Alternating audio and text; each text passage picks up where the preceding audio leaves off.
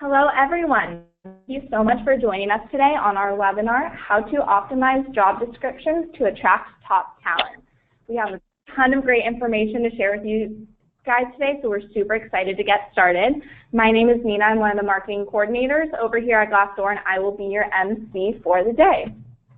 So just a couple of housekeeping tips for you all on the line. You can connect to audio using your computer's microphone and speakers, or you may use select telephone after joining the webinar. All lines will be muted to avoid background noise, but you can ask questions at any time by typing them into the question pane you see on the right hand of your screen. Just to be mindful of everybody's time, we will save all Q&A till the end of the presentation, but please feel free to swap those questions in whenever you may have them. I would like to invite everyone on the line to engage with us socially using the hashtag GDChat, as both Glassdoor and our featured guest today will be live tweeting throughout the webinar. All right, and so our featured speakers for the day. First, we're joined by Medalle, who is the Director of Global Talent Acquisition at AppDynamics. And then we have Jennifer Hourani, who is a Customer Enablement Manager here at Glassdoor as well. So without further ado, Jen, I will let you take it away for us. Thanks so much, Nina. So today, just to run through the agenda quickly, we're going to start with candidates' decisions today in terms of the job hunt, why effective job descriptions matter, aka why you should care about these as an employer, some high-level keys to writing these effective best practices based on what we've seen from the best employers and performing jobs on Glassdoor, and then key takeaways followed by Q&A. So the core statement to start with here, today's candidates spend more time researching companies during their job search. The way the job hunt industry has changed has been affected by a lot of things. One of those things is that job seekers are seeking to become more informed. The days of blindly applying to jobs are gone. With the boost in the economy and the decrease in unemployment rates, job seekers are now able to be much more selective and cautious when it comes to the roles that they do choose for themselves. So job descriptions tie into this overall theme of giving candidates as much information as possible while also ensuring that they're the right company. On that,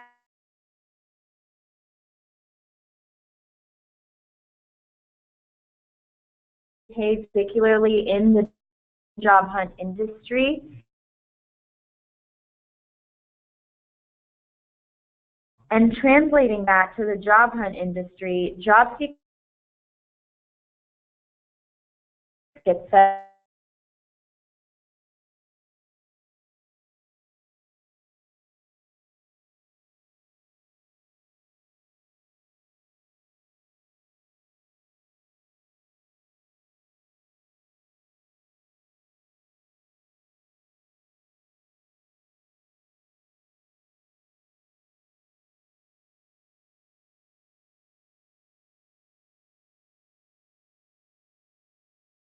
to research what we're opting into, and job seekers are no different from that. From an online shopping perspective, we know that 81% of shoppers conduct research online before buying a product. 7 in 10 shoppers seek out reviews before purchasing. So in that sense, considering that where you work is such an important life decision, it's a no-brainer that job seekers really want as much information as possible, and that's where job descriptions tie in. Yeah, job seekers Jen, a quick comment. Yeah, go ahead, Glenn. Sure. Yeah, and to add to that, our findings definitely support that. One of the key things job seekers will inform us about is research they've done, available research online. And I can say that Glassdoor has been very instrumental in that part for us because we've had a number of people let us know that that's one of the sources they'll use.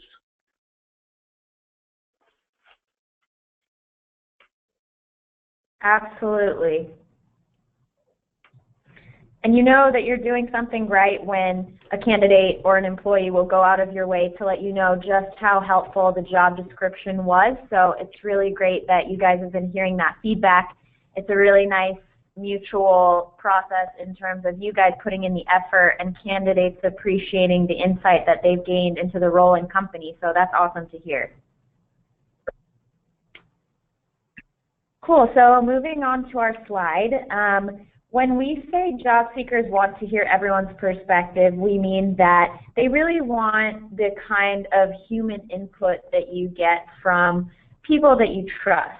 And although friends and family are the most trusted sources of job information, role information, really it's company content that is the second most trusted source of information, and that's from some third-party research that we've noted. The point of this is to get feedback from people that you wouldn't get otherwise unless you interviewed at the company or had an informational interview with someone. The huge benefit of an effective job description as part of your overall company branding is that job seekers really get an inside look at what it's like to work with you, what it's like to be an employee at your company without the bombardment on LinkedIn or not being able to have an introduction because they don't know anyone at the company. This is really the most effective way to have that unspoken conversation with a candidate through the content that you select for your job description. Moving on, where you work is the most important decision you'll make in your life. So this kind of ties into to care about these things. The way recruiting has changed is you have to be a little more creative, you have to be a little more dynamic. You really want to engage job seekers and put that added effort in. This can be difficult given the task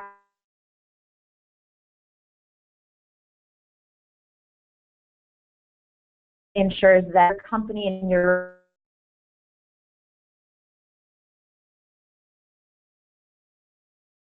so you really be part of the conversation and start noting what is an effective job description, how much information or insight are we giving to job seekers, and really the point of this is to show the candidate or the prospective applicant that this is a decision that's super important to them and you are aware of that, and so you want to sell this decision to them and make them feel really comfortable and secure in applying to your role. So moving on to why these descriptions matter. So at Glassdoor, we are obviously a platform for this company research, so it makes sense that if you have any jobs on Glassdoor or if you're a client with us, having these effective job descriptions is not just essential to your recruiting as a company, but also to the performance of your jobs campaign with us. We really want you to be positioned to succeed in every sense possible, and effective job descriptions are a huge component of that. Aside from the branding that job seekers can have access to through your profiles, you really want to complement whatever content is on your Glassdoor presence with effective content in your job descriptions. And that'll really show in your recruiting budget and your bottom line ultimately. Moving on to open requisitions. So hiring times have actually doubled in the last 5 years. So we've seen a change in hiring times from 12 days in 2010 to about 22, 23 days currently. And there are a lot of reasons for this. One of the reasons could be what we touched on earlier about the economy boosting and unemployment decreasing, and that leads to more selective candidates, that leads to a lower unemployment rate. And more often than not, when you are recruiting as a company, you're no longer just reaching out to the unemployed individual sitting on their couch sifting through jobs. Typically, you're reaching out or finding candidates that are highly qualified, candidates that already work at different companies and need to be poached. So that really encourages employers to make the right hires, but also put a little more effort into how they're getting those hires. We have some stats here on candidate attention span when it comes to job descriptions. The job hunt can be a very text-heavy search, and given that fact, these stats make sense. Candidates tend to spend around 50 seconds before dismissing a job as a poor fit. So you as the employer have less than 1 minute to get the focus of the job seeker. Consider this to be your elevator pitch. The job description shouldn't just be a run-of-the-mill list of tasks and list of academic and professional requirements. It should really be something that grounds the job seeker in your company, in the role itself, giving them a snapshot of what it's like to be in this role. When we think of the job seeker attention span in terms of a heat map, think of your job description as being red hot at the top and then orange in the middle where the attention span is still there but not as strong, and then kind of tends to dwindle off towards the end into the yellow. You really want to put the most important information at the top, catch the job seeker's attention, and make sure that you're structuring your content in a way that is easy to read for someone reading tons of job descriptions, maybe someone who's on the move and looking at jobs in a mobile way, which we'll discuss later. So it is vital that you keep in mind this 1 minute window.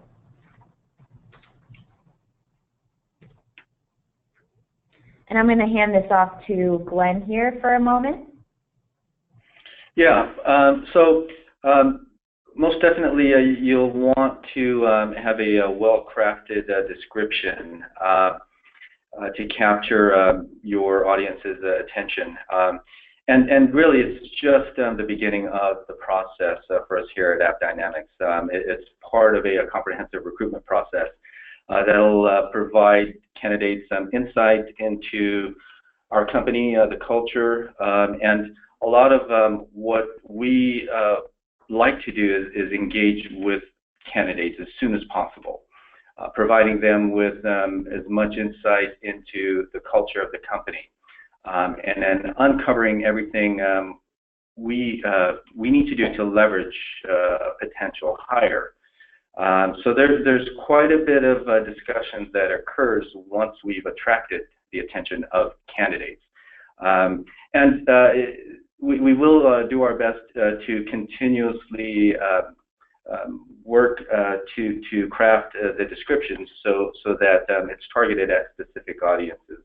For instance, engineering versus finance versus marketing and sales and so on. There's going to really be an effort to continuously craft those descriptions so that we do capture their attention in the initial moments of reading it. Perfect. Thanks so much, Glenn. Moving on to some Glassdoor research that we've done in terms of job seeker priorities. We advise putting yourself in the job seeker's shoes when you write job descriptions, and this is really so that you're not just writing the job description from what's important to you as an employer, but you're writing it in a way that's engaging and informative enough that a job seeker will walk away from your job description not just grounded in the role, but also excited to join your company, be part of your mission. Based on some research that Glassdoor conducted in 2014, we have these top 5 priorities that are important to job seekers when either starting a new job or transitioning to a different one. These are salary and compensation, career growth opportunities, work-life balance, location and commute, company culture and values. And the order of these is not so much as important as just being able to touch on them in your job description. Typically, a strong job description will include all of these factors in the content, so it's super important to keep these top 5 priorities in mind. We also recommend, if you want to get a little more in-depth, polling the specific departments at your company and asking them what their priorities are in their specific industry or role. So as Glenn mentioned, tailoring the approach according to what role you're trying to fill. So if you have a strong engineering initiative that you need to hire for, maybe sit down and create some sort of focus group with your engineers, test out 2 or 3 job descriptions with them and ask them what catches their attention the most, what matches up to what they're looking for in their careers, because having that feedback from the actual people you're trying to hire will be invaluable in not just engaging the right audience, but also hiring people that are also a culture fit so that their values correlate to the workforce that you already have at the moment. So if you're feeling like this is a little abstract, definitely tap into the resources of the employees you already have, test out a few descriptions, or ask them how they would number these priorities on their end. And that should give you a little more guidance into the right way to write your job descriptions. So Jen, may I also add a few comments? Absolutely. So following up on your note about talking to each of the business units, for instance, for engineers, we'll ask them why they applied to the roles here at AppDynamics. What was it about the job descriptions? What kind of research did they conduct? Where did they conduct the research? In addition to that, we'll ask them to go through all of their emails or LinkedIn outreach inbox to scan through the outreach that other companies or recruiters have done and what captured their attention. So definitely. There's going to be a lot of data out there for us, and really it's just a matter of capturing all of that and collating that into a single unified message. That's a great point, Glenn. And also, to add on to what you're saying, these little things that you do outside of what's considered typical recruiting, like optimizing your job descriptions, gathering this data from new hires, these are added tasks that you are adding on to the recruiting workload, but ultimately these are going to get you great hires. These are going to decrease your turnover. They're going to give you insight into your recruiting that you couldn't get just on the employer side. So these are really important factors to keep in mind as you go about your recruiting. And to your point, Glenn, that recruiting learning process doesn't end when you make the hires. It can keep going afterwards based on the data and the stories that you gain from the people who have recently joined the company.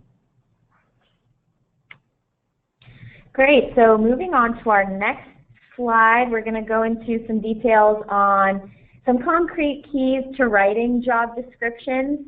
To be honest, there aren't any right or wrong job descriptions. Everything that we have in terms of data is really meant to push you in the direction of where we've seen success. There's nothing to say that you will or will not be able to hire based on a specific description, but we've seen some common themes and common types of content that are really helpful in attracting the right kind of candidate, so that's what we'll go into now. Number one, be realistic.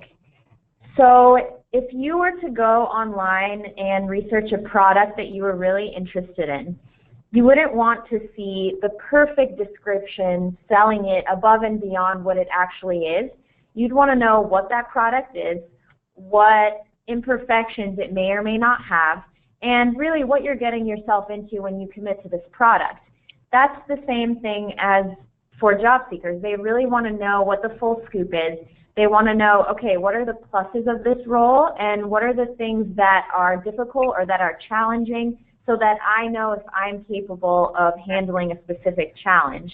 So in that sense, for example, we have a lot of nonprofits at Glassdoor that are maybe not as high on the compensation range as they typically are nonprofits. Their budget is a little bit smaller. But if I, as a job seeker, am seeking out career growth and strong leadership in a company or a nonprofit that I want to work for, I'll know that right off the bat. So when I read the job description and see the disclaimer that our salary is average, but our leadership is strong and our culture is very cohesive, I'm going to know automatically that compensation is negotiable for me, but strong leadership is a huge plus. And having the full scoop before I interview and waste or enhance that recruiter's time is going to be pivotal to both sides, both my side and the employer side. Number 2, customizing for specific roles. Job seekers want to know what the specific job entails, so having a cookie-cutter approach to your job descriptions really isn't going to work anymore. We want to see specific tasks that the person will be doing in this role each day, so that as the job seeker reads the description, they'll see, okay, I'm using this kind of software, I'm collaborating with these departments. If those are things that I'm doing in my job currently, I automatically know that I'm a fit for this role. Abstract statements like team player, collaborative, able to communicate well, those are all things that should be a given in any strong candidate. So being more specific, like able to use Python or collaborates with product and engineering, those are really going to be the customized items that allow a candidate to self-vet and understand what the role actually involves. Yeah, and Jen, may I also add a little to that. I think the initial contact candidates that we'll have is the header, the title, and sticking to what is prevalent or is common throughout the industry for a given role, and sort of along the lines that you mentioned earlier, staying away from those abstract titles. For instance, Coding Ninja, King of Customer Deal Making, things of that nature, and really just state the role for what it is, and that will definitely help to uncover and or keep the attention. Exactly, and just to keep moving forward here, I'm going to briefly touch on transparency with job descriptions. We at Glassdoor really advocate optimizing your accounts in all ways possible. So as much as the job description content is a great place to start and really the focus of this webinar, we also just want to briefly mention how making sure the rest of your branding is strong will really complement those job descriptions. So telling your company story in your Why Work For Us tab, adding photos and videos, that really unique media that shows your company story to job seekers, responding to all of your reviews, becoming an open company. All of these things are going to be the support to your job description that candidates will need in order to commit to applying and wanting to join your company. And if you have any questions about any of these or want to follow up about using optimized branding to complement those job descriptions, feel free to contact your account manager or client success manager, and we're more than happy to help with that. Next, we have some guidelines to writing the actual descriptions, and these are pretty straightforward, so this will just be a high-level coverage. Authenticity matters. Job seekers really want to know what the company is about, what the struggles are, what the pluses are, so be willing to share whatever you think the job seeker should know before going into the role. Communicating skills, qualities, and values. Be open about the skills that are deal breakers and the skills that are preferences. Every time you add a requirement to your list of requirements, keep in mind that you're narrowing the funnel for the amount of people that are qualified for the role. So make sure that you're differentiating what is negotiable, what is a must-have, and what you really are looking for in terms of the candidate's background. Include the hiring manager's perspective. So going back to the person that the hire will be reporting to, get their feedback on what's important to them in the candidate, what they really need to see in order to have this person be an integral part of the team. Clearly define what's expected. Make sure the candidate knows going in what the role involves. If the role is going to involve wearing multiple hats, you want to be as open about that in advance as possible so that the candidate knows what they're getting into and they don't waste your time interviewing for a role that doesn't end up being what they thought it was. Provide the less glamorous details too. that kind of goes back to being realistic, which we discussed earlier, and leave out the fluff. So to Glenn's point, using funny or sarcastic or dramatized titles, that's really not going to be effective in terms of our search algorithm, because people don't usually use coding ninja when they come to Glassdoor and engage in job search. So that's something that we want to leave out. Starting your job descriptions with a quote or a joke or an overly lengthy paragraph, that's also something to keep in mind, because as we mentioned earlier, the top of your job description is prime real estate for candidate attention span. So you really want to get to the point, ground the candidate in the role, let them know what your company is about in a very succinct way, but make sure that the description is effective from top to bottom. Next, in terms of personalizing the job description, we usually recommend not using any gender-specific verbiage so that you're not tailoring the job description to one type of person or another. Trying to match the tone of the candidate you're trying to attract. So maybe using a more, if you're seeking out entry-level or college grads, using a more formal tone if you're seeking out a mid or senior level position. And as we mentioned earlier, touching base with the specific role that you're trying to hire for that is already present at your company, and asking them what is important to them in a role. For example, if you're hiring for a marketing position, you'd want a job description that's more conversational, engaging, creative. If you're hiring for an engineer, the engineer just wants to know what software they need to know, what qualifications they need to have professionally. They really want you to get right to the point, and getting that insight from your current employees will be really helpful in using the correct tone in your job description. Focusing on what candidates want. So this kind of goes back to polling your internal employees, and as you can see, we have so much content on this in our presentation because it is really important, and it is a resource that you can go back to again and again, particularly with new hires who are super excited to have joined the company and will be more than willing to go out of their way to provide you with that data or that feedback. And this just goes into a little bit more of the stats in terms of how different industries value different priorities when it comes to job seekers. So for example, healthcare professionals value better compensation. New grads, being part of the millennial job seeker audience, are really looking for a culture fit.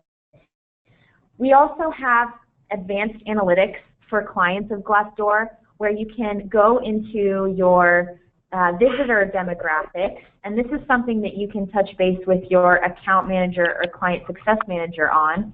And this really allows you to get an insight into the age of the majority of your profile visitors, the educational background of your profile visitors, the gender, the academic background. So there are a lot of different data points that you can access as a Glassdoor client that will not only help you tailor your branding, but also get more insight into who's actually visiting your profile and looking at your jobs, so that you know what candidate pool you're able to tap into as an employer. Yeah, Jennifer, also one additional comment. Those insights can certainly provide additional conclusions.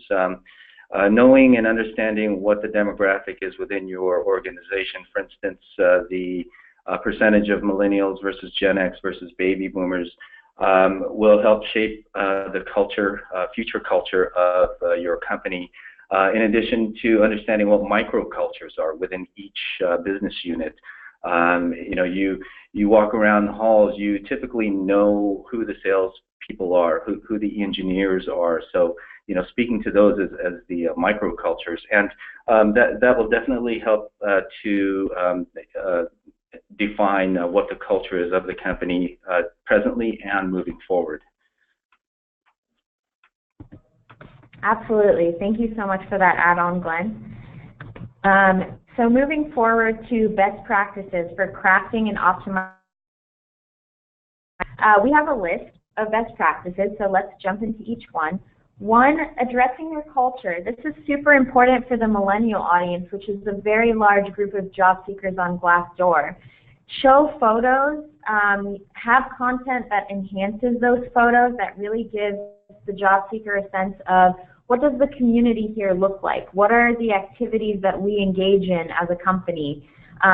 Look at the cool things that you can do or be a part of at our company. So culture is a super important one. Highlighting your employer brand. Employer brand is a mix of different things, and job descriptions absolutely tie into that. Your employer brand is everything from your photos to what you write about the company on your Glassdoor profile to how you present your role in terms of its importance at the company. So really making sure that you understand what your brand is and what you're conveying to job seekers. That is going to be pivotal in your recruiting campaign. And again, as with anything else, if you have any questions about what your brand is saying or how to optimize that, we here at Glassdoor are more than happy to assist. Optimizing for mobile. This is a super important thing to keep in mind, as 45% of job seekers are now using their mobile device to search for jobs. People are typically busy on the run, maybe looking at jobs at work, so making sure that your job descriptions are succinct and engaging has become more important over the last few years.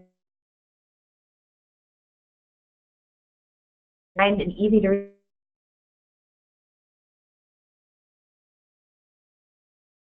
job description.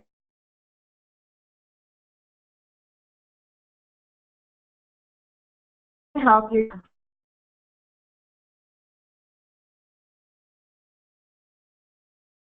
If someone were to look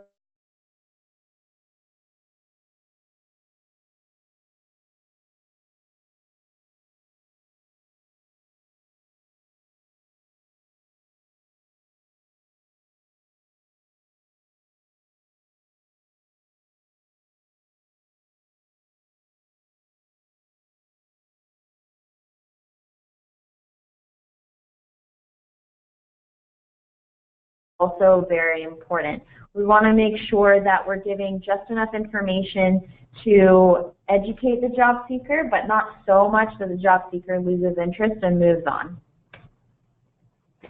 And again, just keeping the job title at 50 to 60 characters to ensure that the person who is actually looking for that role will click into it because it's easy to find and easy to read. So when it comes to SEO, the biggest takeaway that we have here is knowing what title will make the job most searchable and what title will be the most valuable in terms of exposure. We here at Glassdoor are able to do internal research and create certain strategies for the best types of descriptions and job titles. We conduct this research for our clients who are maybe struggling with the right job title, maybe struggling with what job description attracts the right kind of people. We have a ton of options for Glassdoor clients in terms of A/B testing, internal data on which job titles get the most clicks in which cities. So we're there to help every step of the way, especially in terms of creating these SEO-friendly job descriptions that we're mentioning. We really want these jobs to be positioned to succeed, and when you collaborate with Glassdoor in that sense, we have so many tools at our disposal to assist you that it's something that is a lot easier to do once you're in it. And I'm going to give this over to Glenn in terms of keeping the job description neutral. Yeah, thank you. So as far as keeping job descriptions neutral, we want to maintain a high level of consciousness around how we write our job descriptions and the tone of the job descriptions, being aware of the wording and the phrasing that we use. Because it's very important for us from a standpoint of hiring and maintaining a good balance of women in technology. As the slide shows, with 60% qualifications being met by males versus women who will only apply if they feel like they meet 100%. We want to maintain a neutral job description to help balance that out as much as possible. There's great talent out there, and ideally, hiring based on talent, knowledge, skills, and abilities is only possible if we're able to reach out to all applicants. So there are a few tools that we'll use to help us scrub through the job descriptions to ensure that they're neutral. And I can share that with anyone who's interested later on. And in addition to that, we want to really make sure, and we mentioned this a little earlier in our presentation, differentiating between the must-haves versus the preferences, and really getting down to the core of what will make someone successful in this role. So having a great understanding of what a top performer is, and then building your job descriptions around that. Can we go to the next slide? Okay. So to add to that, we've added a feedback loop, which will help sort of give us feedback to really understand how effective our job descriptions are. We provided a survey to new hires at the 2-week mark to try and understand whether or not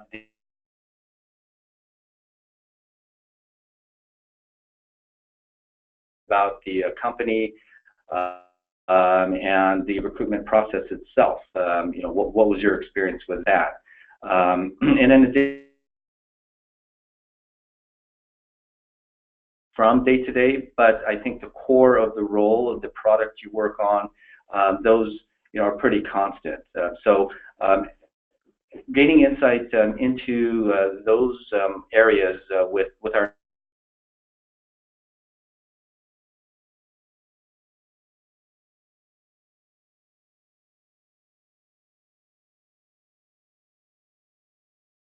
job descriptions is, we can keep them the way they are. But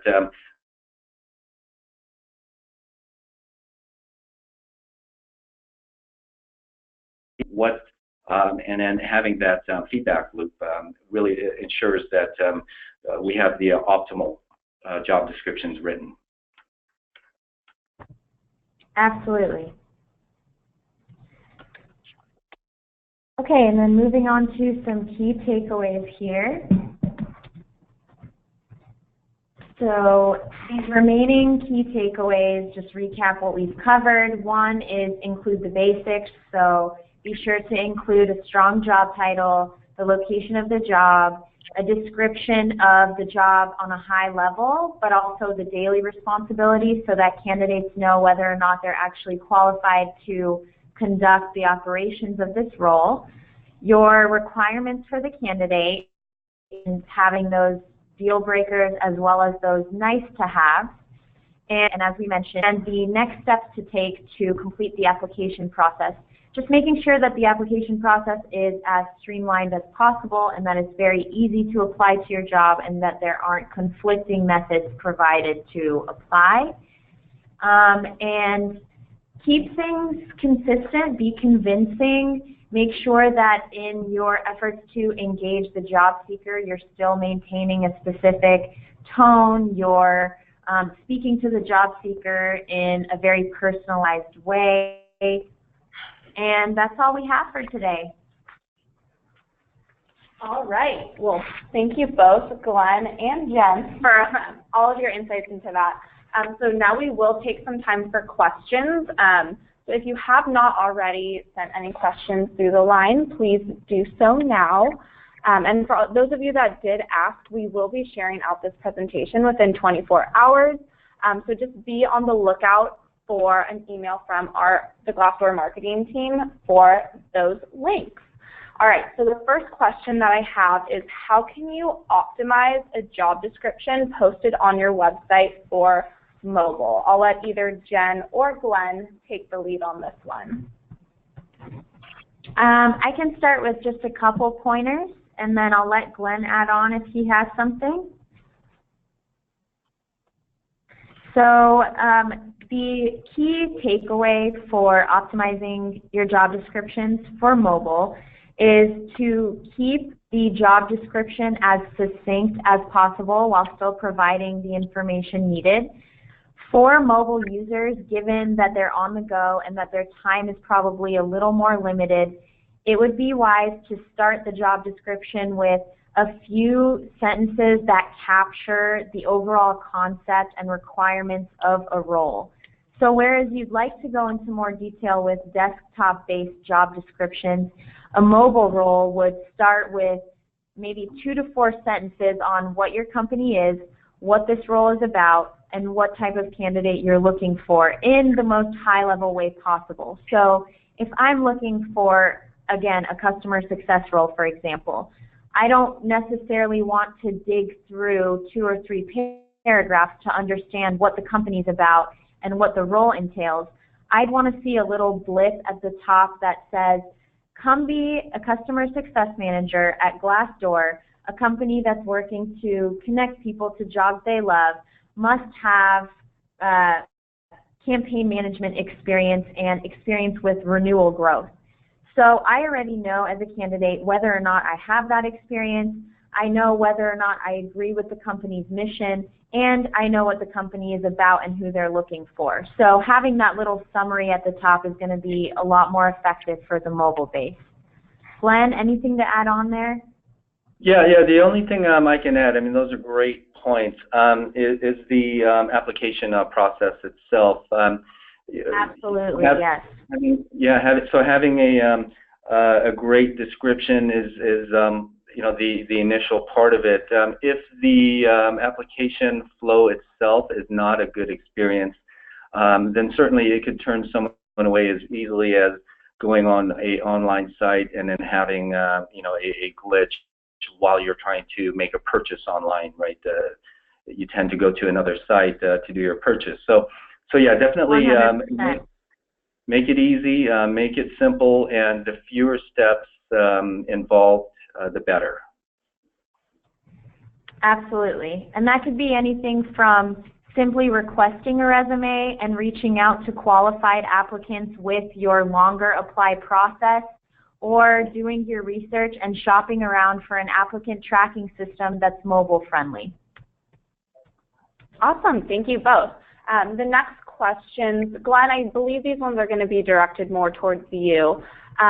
So one question that came through the line is, can you give more details regarding gender-neutral terminology? Yeah, sure. And I kind of alluded to it earlier on. You know, there are certain phrases that may resonate more with males as opposed to females. In particular, when we talk about software engineering here in Silicon Valley, you know, over the past 20 years, there's been a huge amount of competition for software engineers. And when we see phrases like coding ninja, you know, guru, things like that, those may not speak as well to female counterparts. So, you know, rewording that so that, you know, it sort of describes more about the role, describes the type of person who you would like in that role. Again, it all starts with understanding what a top performer is within that particular team, and then building job descriptions around that. If you don't know what a successful person is, it's difficult to write an accurate description. Great. And also, one last thing to add on to that is maybe not using he, she, they, but using the word you, so that you're leaving out any kind of gender-specific tone, but you're also addressing the job seeker in a direct way. Perfect. Thank you so much, both of you as well. So the next question that came through says, out of curiosity, what would be considered the less glamorous details, and how do you become transparent without possibly deterring a potential candidate? That's a great question. Glenn, would you like to start? Yeah, less glamorous details. I think really it's a matter of knowing, what the top 3 or top 5 key points would be for the role. Everything from the day-to-day of the role, the description, the must-haves. Really understanding what the key components of the role might be. I'd venture to say that when reading through various bullet points, after the first 5 or so, the rest might be considered the less desirable things, things that you may not need to include. And I'm sorry, what was the second part of that? Oh, go ahead. The second part was how do you be transparent without potentially deterring a candidate from applying? Well, I think that's a loaded question. Certainly, you'll want to include as much as you can to be transparent. Ideally, provide bullet points that will serve as talking points and sort of elicit curiosity. If I have a candidate who reaches out to me or conducts research based on that job description, then I know it's a well-written description because it elicits more curiosity than anything. Great, and also adding on to that, when you're writing a job description, there's no such thing as being just honest enough. You really want to be as transparent as possible to prevent the candidate bowing out in the end of the interview process once they know the facts of the role, to make sure the candidate is as informed as possible about what the role involves, whether that's 10-hour work days if you're a smaller startup, extensive travel if you're in an executive assistant type of role.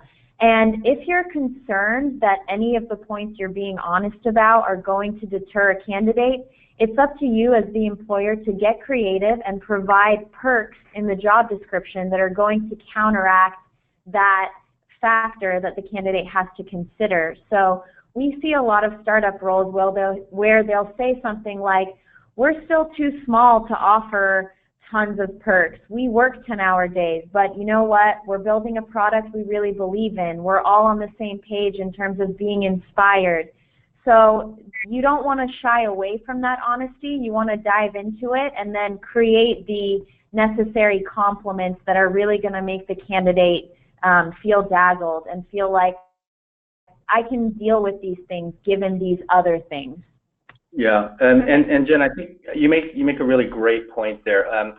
About a little less than 3 years ago, when I joined AppDynamics, we were at about 230 people. We've grown the company to about 1,100 today. And you know what I like to share with folks is complete transparency. Talking to them about the day-to-day, what it'll take to make the company successful. And I think instead of viewing it as being too transparent, I think it's more about this is what it takes to be successful in this organization. This is the DNA Absolutely. that we're looking for. If that is who you are, if that is part of what you want to become, then certainly we'd love to have you on board. And also I think it serves as a way to filter out anyone who perhaps is not ready for that. And you know, it's tough to turn someone away who's technically qualified. At the same time, if we don't have that right DNA, the right culture fit, then it's not the right hire. And we're okay with that. 100%, Glenn, yes. Perfect. Thank you both. The next question in the queue, Glenn, I believe is directed more towards you. The question is, for the feedback loop, is this suggested to be done by the hiring managers or HR? No, it's something that recruiting has embraced. You know, it's part. We feel it's part of our feedback loop data points that we need in order to be more effective when we recruit. We talked about that as part of it. We also have what we call the candidate journey. When we engage with candidates, it's initially the experience that we're after, and we want to make it as positive as we can. But once they sign, once they come on board, recruiters continue to engage with new hires. So then we incorporated a program called the the employee journey, and we check in with our new hires day one, week one, 30 days, 60 days, and 90 days. We want to ensure that what we discussed with them still holds true. So it helps with their retention, and it ensures that our messaging is consistent and honest and transparent.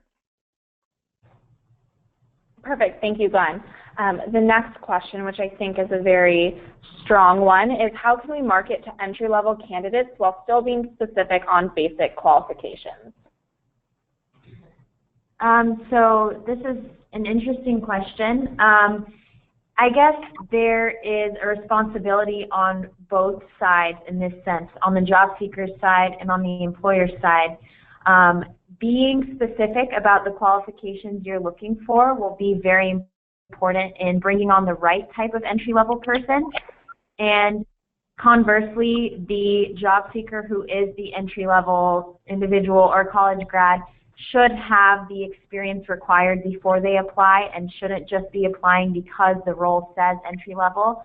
However, you want to make sure that you make allowances in the job description for the equivalent to what you're looking for. So for example, if you want someone that is maybe entry-level but has 5 years of sales experience, maybe being conscious of the fact that it's hard to have that experience while you're also in school. So having that equivalent experience allowance, so saying something like any other academic endeavor where you've been responsible for certain metrics, or any type of larger project that you've been in charge of with concrete track records. That is going to be something that still allows you to list specific requirements, but also widens the funnel so that you're able to hire someone that's trainable and has that experience in a different facet, while maybe not having the specific business or academic experience that you're listing. Perfect. Thank you, Jen. The next question that we have in the queue is, how can you still showcase your culture and benefits, et cetera, in the job posting without including too much information and getting rid of your competitive advantage? So that's a great question. I have just a couple sentences to add on that. If you take a look at Glassdoor's job descriptions, just go ahead and dive into the roles that we're hiring for. I think we have a great example of setting the tone for what our company's about by providing 2 or 3 sentences about what our mission statement is, what our goal is, and how this role ties into our goal overall as a company. But really, you want to provide a couple sentences as an intro to your culture, and you can provide a separate section in your job description that's just about your benefits and perks. But as a member of Glassdoor, whether you have a free profile or a client enhanced profile, the profile is really the place to do your cultural branding. So those few sentences will be the hook, but the profile with your responses to reviews, your uploaded photos, those are going to be what creates that emotional connection and shows your culture in a way that text in the job description can't always do in a comprehensive way. Yeah, definitely agree with that. And as part of our surveys, we'll ask folks what's important to them. And honestly, it's really about being able to hit on what the competitors are doing. Now, where we're able to differentiate ourselves is to really understand what our competitors do. Once we understand that, then it'll be easier for us to position our benefits and so forth. But We will make mention of what we make available for employees here on our job descriptions. Then recruiters, after having initial conversations, can elaborate on that. And in addition to that, it's available on our website. Perfect. Thank you both. The next question we have is, how are you able to implement some of these tips when you work in a more regulated, structured environment that may not allow for so much creativity or customizing? That is a great question, and that's something that we actually do see a lot in terms of our healthcare and government employers. A lot of times those job descriptions are technical and have to be written in a specific way that is typically unchangeable. So in those cases, really the biggest thing is to set your expectations correctly and understand that job seekers do have a certain limit to the content that they're able to read on the go. They do have a certain length of attention span. Typically, if the roles that you're advertising for in this very unmovable way are career roles, then anyone that is mid or senior level will have the patience to read through these descriptions. But just keeping in mind that for example, the more millennial audience, lengthy general or technical descriptions will be a little more challenging in terms of hiring, and that's just something that can't be helped on its own. But in that case, you want to go above and beyond on your company branding and make sure that you're responding to reviews on Glassdoor. Make sure that you have as many photos as possible of your team or your work environment so that you're communicating your culture that way. As a Glassdoor client, you can customize the tabs on your profile. So if you have a hiring initiative for physicians, for example, you can create a separate tab about the physician role on your Glassdoor profile as a client. Making sure that your apply method, as Glenn mentioned, is as easy as possible. If the job description is lengthy and technical, at least the apply process should be easy, particularly for mobile users, so that maybe the role itself is a lot to take in, but once the candidate does read through it, they're rewarded by a simple and efficient apply process. Awesome. All right, it looks like we have potentially time for just one more question. So the last question I'd like to touch on is, do you, either Jen or Glenn, have any tips on writing technical job descriptions versus account management versus creative? So just kind of how to customize those to each specific job in itself. Absolutely. I have just a couple sentences on that. One thing that you can do that anyone can do that I really recommend is doing the research before you write the role, and not just with tapping into your employees, as we mentioned, but going on Google, taking a look at the different resources, the templates that are available online for job descriptions, making sure that there's a creative process in the job descriptions that you're writing, seeing what is important to those different groups at your own company, and if you're a client with us, asking your account manager or customer success rep for our job description template. We have a template that we've put together that is kind of a go-to for if you're struggling with writing job descriptions. But yeah, just making it a creative process, both on your end and doing the research, and also internally asking your employees what job descriptions appeal to them the most. Yeah, that's a great point you make, Jen. And I would also add is, what I'd like to add is, again, knowing and understanding what your culture is, and knowing the type of folks that will be successful and effective within your organization, understanding their DNA, and benchmarking. Go out there, be a job applicant, think like an engineer, pull as many of those descriptions as you can, and decide which ones you feel are the most effective, and then work with your folks internally.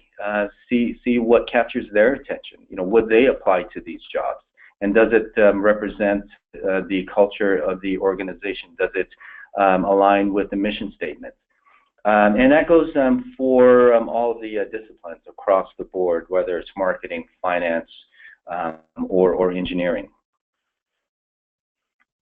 Awesome, thank you. So it looks like we are right up to the top of the hour, so I did want to give a personal thanks to you, Glenn, for joining us today. Yes. As well as thank you, Jen, for all of your insights, and thank you to everyone on the line for joining us as well. As mentioned, we will be sending out the recording and slide deck, and if we did not get to your question, we will do our absolute best to follow up with each and every one of you. So again, thank you to everyone for joining us today, and we will catch you next time. Thank you.